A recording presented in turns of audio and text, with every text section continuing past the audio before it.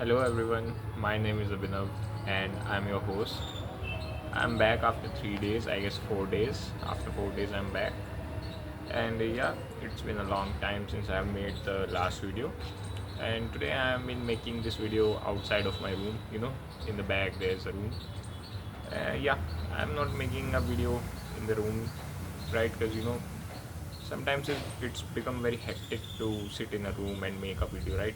Because the fan of this room is not working, and you know uh, where I am sitting now, I'm feeling quality air, right? It's around 5 p.m. in the evening, and good air is going on. So yeah, it's a crow sitting there on the tank of our house. So just ignore that, please. Those voices, please ignore that.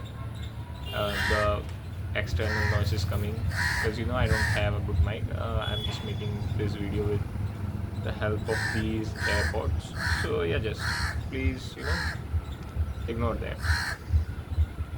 So yeah, here's something I wanna show you. I had this book with me, and now yeah, first of all I would like to tell you that my law lessons are going good. Yeah, I am continuously learning new things across the day. Every day I am learning new things, and everything's going well with the law world. Yeah, and let me tell you for something about a video, right? Yesterday it was Sunday, and I was trying to make a video on a very good topic. You know, just a second, guys. Let me put this away. Yeah, now the crow is gone. So yeah, guys, what I want to say is that just a second. Let me remember where we are. Yeah. So yesterday was Sunday, and I was trying to make a video on the topic of competitive exams. Actually, the main topic was which type of students usually clear out the competitive exams and make to the other side. I was uh, trying to make a video on that topic. Since Friday and Saturday, I have a very pre-plan that I will make a video on this topic, and I am doing great. I have done very good research on that topic. Actually, the whole plan was ready, but you know, I have made the video. Obviously, I have recorded the you know clips. It was a short video. It was going to be a short video, but yeah, I have done everything. Still, I can't do the editing on the because I do editing on mobile, and sometimes it becomes very hectic to edit on the mobile. And yesterday I just got very crazy about that editing process. I didn't understand even a single thing about that, and where the disaster came out. So yeah, the main point is I can't make the video, but yeah, I'll tell you the procedure, the research in this video. So let's get started about that. First of all, let me tell you the topic. The topic of that video is was which type of students generally clear the competitive exams and make out to the other side, right? This was the topic title. And I have done a quite good research on this topic. Which type of the students clear out the exams, competitive exams like NEET, JEE, UPSC, SSC, etc., etc. So the main thing is I got two things while researching, and that's actually crazy. Because yeah, let me tell you. So the point number one is the brilliant minds.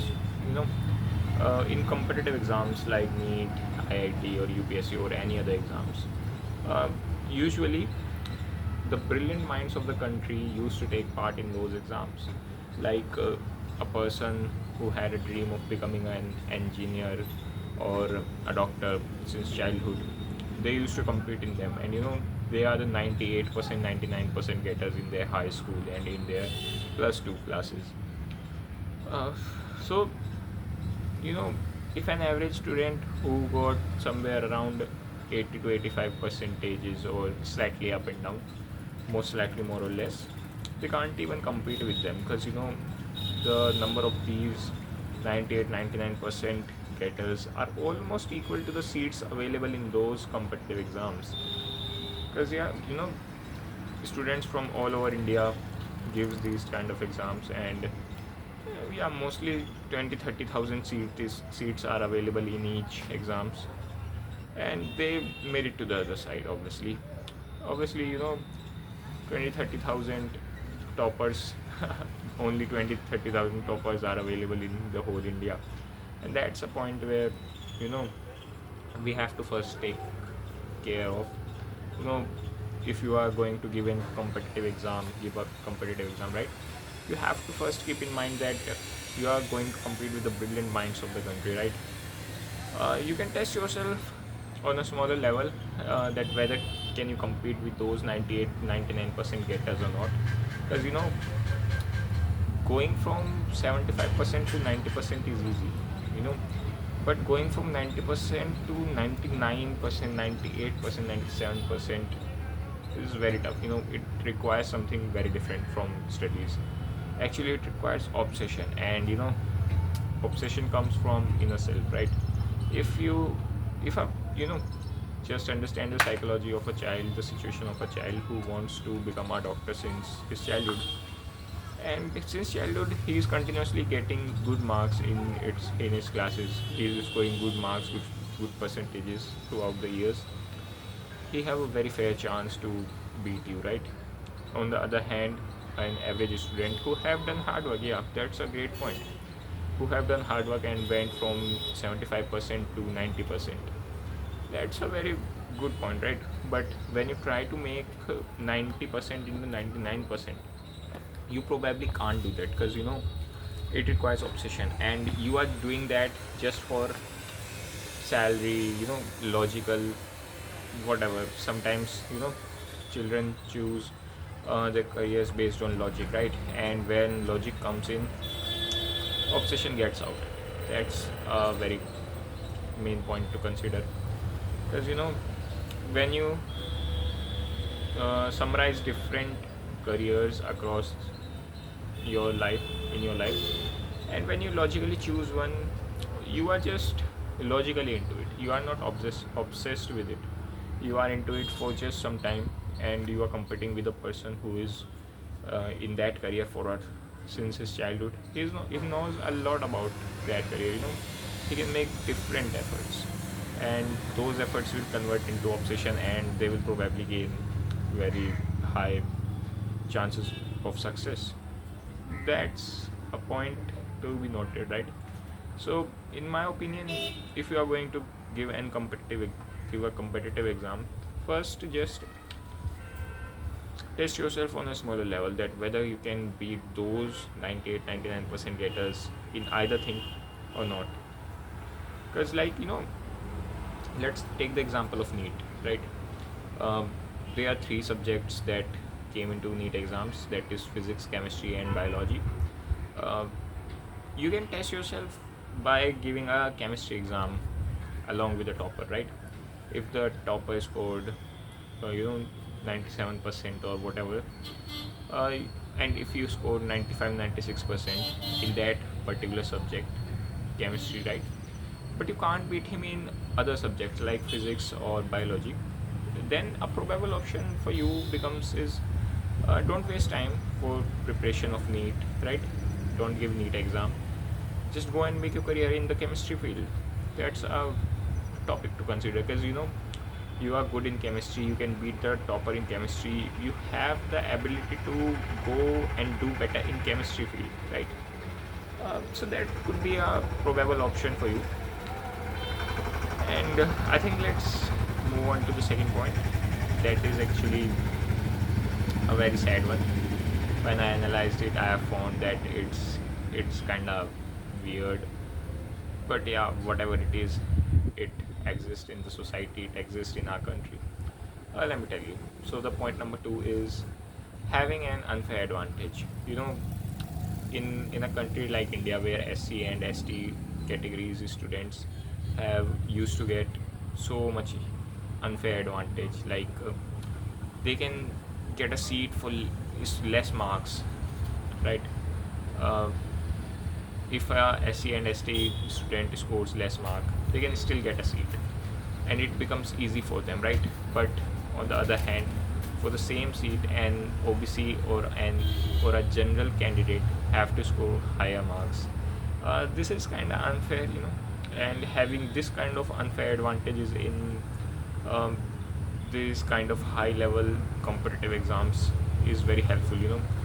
Um, some days back, I was watching Instagram, and I uh, got to know about a video in which a person is from SC and ST background. He was telling about his journey, right?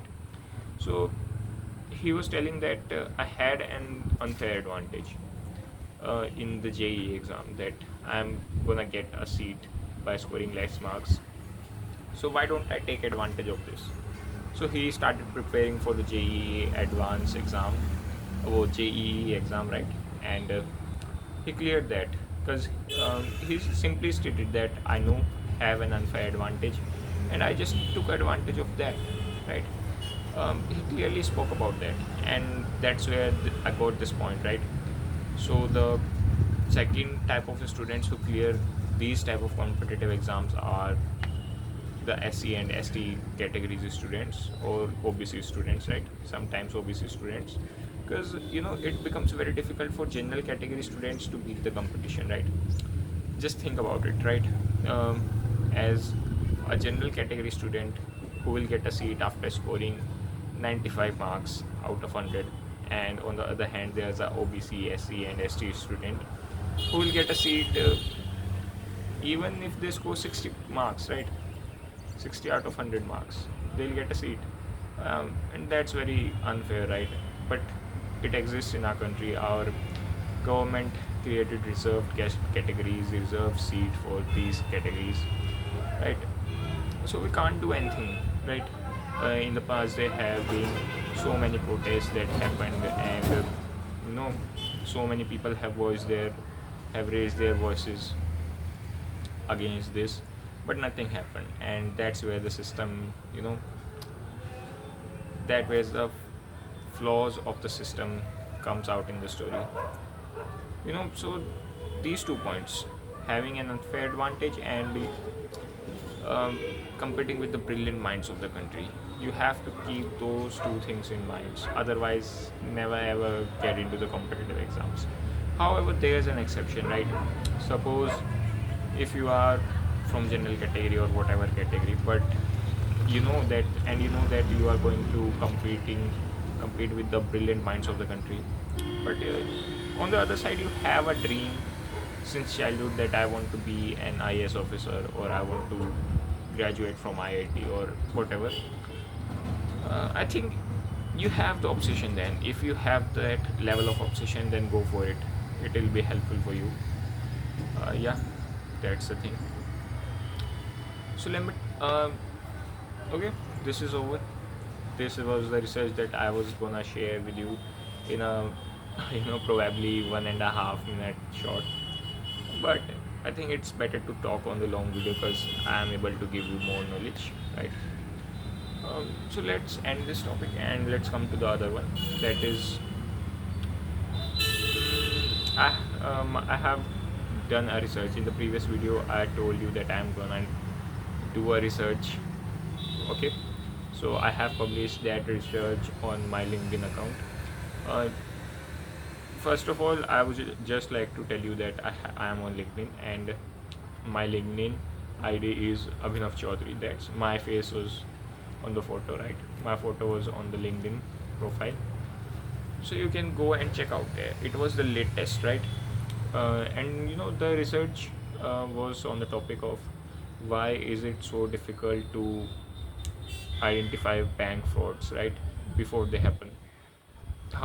Why it becomes so difficult to identify frauds in the fundamentals of banks, right? um, okay. And even why big investors loses money, that was the title and the topic of the report, right? Okay, it's been a good long time. It's been around 15 minutes since I'm making this video. So let's do it a little bit fast, because yeah, then I'll have one more topic to tell you about myself. Yeah. Okay. So the report includes 3 points. It's a very short report, right? It just covers the upper side of the frauds, right, of the research. Okay. So the point number one is transparency, right? Transparency. In banks, every quarterly, you know, stock market companies give their results, um, full of information, right? But in case of banks, right, we only get to know that an XYZ bank has given a loan of 4,000, 5,000, 6,000, whatever, let's say 6,000 crores of loan this quarter. Bank XYZ bank has given 6,000 crore rupees in loans this quarter. Loans are the business of bank. They will earn from that, right? They'll give loan and earn the interest money. That's the thing. And but we never get to know where this loan is given to, whom to do this loan is given to, right? Whether this loan is given to Vijay Mallya kind of a person, or a corporate employee type of person. So yeah, here's the transparency comes out in the play, that if the loan is given to a Vijay Mallya kind of person, just forget it. It will going to be included in the non-performing assets soon, right? It will never gonna come back. And on the other hand, if the loan is given to a corporate employee, uh, there are very high probability that it will come back, right? And that will become an asset for the company. So the main point is that um, on the upper side, right, as a retail investor, or even as a angel investor, even as a big firm, right, we only get to know about uh, the total loans given, right? Suppose XYZ bank has given 6,000 crores of loans, but we never get to know to whom that 6,000 crore rupees is given to, whether it is given to Vijay Mallya, yeah, or not. That's where the transparency comes out into play. I think banks should, you know, give a list of the people who have to whom they had given loan. I know it will be very hectic to analyze, because banks usually gives loans to a lot of people, maybe thousands, lakhs, crores of peoples. It will become very hectic to analyze that, but I think it's necessary, because we are living in the AI generation, and this AI world will help us analyze those things better with the help of an AI. Big companies or even retail investors, angel investors can analyze those lists very easily. And I think SEBI has had to make a rule about this, right? It will be very helpful to identify frauds in the banks, right? Because if you see the past bank frauds, right, like the Yes Bank fraud, like the PNB fraud, right, you will get to know that bank frauds happen only because of this thing, right? Only because of this thing bank frauds happens. Yeah, this is a loophole. The top management of the banks usually manipulates everything. They take advantage of this, right? And the second point is manipulation, right? So banks are the topmost companies of the country. uh, they have the access to very huge level of resources. They have the access to the best resources of the country. They can hire CA firms, right, to manipulate the accounts, to manipulate their fundamentals, by without affecting the accounting policies or accounting principles, without letting anyone know that they have manipulated the accounts, the fundamentals. That's the advantage, right? Every CA, even a good CA, always knows how to manipulate a book, right? Even if you are from any field, if you are an engineer or doctor, you know how to manipulate things, right?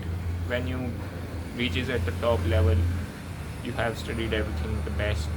That's why you are at the top level, and then you will be able, you will be very easily able to know that how to manipulate things, right? and banks have access to those kind of people. You can easily help them manipulate things, right? So this was the case of Yes Bank, in which manipulation happens. um, you know the numbers are manipulated in their balance sheets, in their fundamentals, right? And that's where the fraud started from, right? Yeah, let's discuss the third point. Third point is management, right? Suppose if you have analyzed a company very sharply and everything seems to be good, but there's always a management role. Management maybe had some other ideas, management have some other outlook, right? Just a second, guys. Just a second. Yeah, you know, I've thrown the cap of this pen, but nothing happened. The cap came down and the crow still sits on the branch. Okay, forget. The crow is not making noise. Yeah. Let's come back to the point. Management, right? You have analyzed everything. Everything seems to be good, right? But suddenly, management have the access to the full information of the company, and suddenly management comes out that we have done this, we had a problem, and now we can't do anything. The stock price will have to crash, the company will have to go bankrupt or whatever. Suddenly the news came, suddenly the stock prices go down. And this was the case of IndusInd Bank recently this year, 2025, where the bank have to face some serious losses in their foreign reserves. And that problem existed for 10 long years. Obviously, the top management of the company knew about that, but they didn't tell anyone for their personal benefits as well. They didn't tell anyone because their personal benefits may be involved in that. And suddenly, on paper, everything seems to be good. Many big companies have invested in IndusInd Bank, everything, because everything seems to be good. But suddenly, management secrets came out, and everything just disrupts. Um, so let me tell you, LIC, Life Insurance Corporation of India, if I'm right, yeah, you just check it. They had faced huge losses in IndusInd Bank scam, because even LIC kind of big firm who have access to everything, even they have faced losses than what we retail investors are. We are nothing. That's the thing. Okay, so the fraud talks ends here. The two researches I have been working on since the last week ends here. Now let's do some personal talk, right? You know, today, every day, I make a plan um, the night before that the next day I'm gonna do this thing, that thing, and since some days, right? I think since 2 3 days I've been completing all the tasks I've been completing them. And let's talk about today's task. Yesterday night I have written some tasks on a paper, and that tomorrow I am gonna do this, that, and today I have completed almost 90% of them. And with this video completion, after the uploadation of this video, I think my all tasks are completed. That Yeah, one task will remain, that is going to gym today. In the morning, you know the rain started, and I can't go to the gym today. And you will probably ask that I have time in the evening, why don't I go in the evening? And the answer is I have to do some exercises, right? Exercises, yoga, asanas, I have to perform that. So I can't, right? Just after the completion of this video, I'm gonna perform some exercises, perform some asanas, yogic kriyas, right? That's a very fine way to keep the body healthy, right? I think I have completed 99% of my task except going to the gym. But I think that's okay to be. That's a point. that can be skipped sometimes, right? Because it's life, actually at the end it's life, and we are humans, we are not robots, right? Yeah, I'm feeling a little bit guilty, but okay, that's okay. It's not my fault the train full came out in the morning. It's just totally okay, right? After, you know, accept that I have completed all my tasks, I have seen the stock market, I have analyzed the stock market, um, I have done the researches, I have studied the law, you know. You'll probably ask about my law lessons. They are going great. I have been continuously learning new things, right? Every day, except the last day, Sunday. It was Sunday, right? I didn't learn anything on Sundays, right? Sunday is a holiday for everyone, even for me. Yeah, that's thing. I think I'm making this video just to improve my English, and today I have made a lot of mistakes in this video while speaking in English. But yeah, that's fine. That's fine. Actually, I'm making this video after 3 to 4 days, so the momentum keeps on breaking. I have to be consistent in this, but yeah, I'll improve it. I'll improve it. Definitely, I'll improve it. With the momentum, with the consistency, things come out. Right? Things will make out. So yeah, I'm running out of topics now, and the video is about 26 minutes or something. So I'm Abhinav signing off. See you later.